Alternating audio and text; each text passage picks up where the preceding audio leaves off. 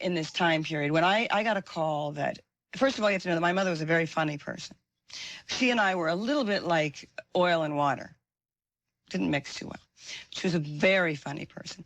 So anyway, I got this phone call. My sister called me, and I was in Los Angeles, and said, Mom and Dad have been in a car wreck, and Mother is dead, and Dad is dying.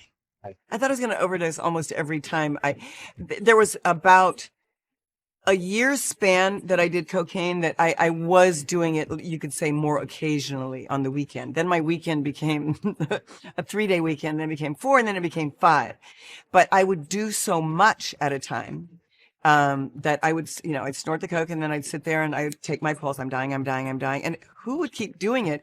But it's such a weird, mind trippy addiction.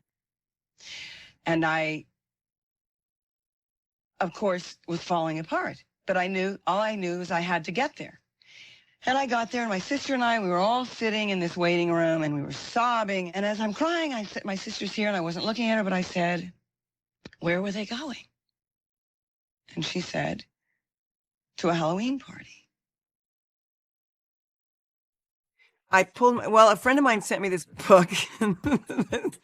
Most of my friends were drug addicts, so they didn't send me books. But one of my friends who was a Scientologist. She sent me Dianetics.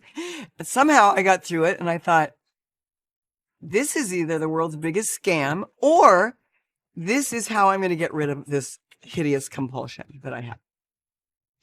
And I said, what were they dressed as? Why would you ask this? Why would you? And she said, The Odd Couple. And I said, oh. And I'm thinking, what odd couple? Walter Matthau and Jack Lemmon? Well, what were their costumes exactly? She said, Mom was a black girl and Dad was a Ku Klux Klan member.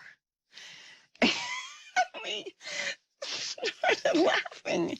And the whole family, I guess, had heard this conversation, and we all started laughing.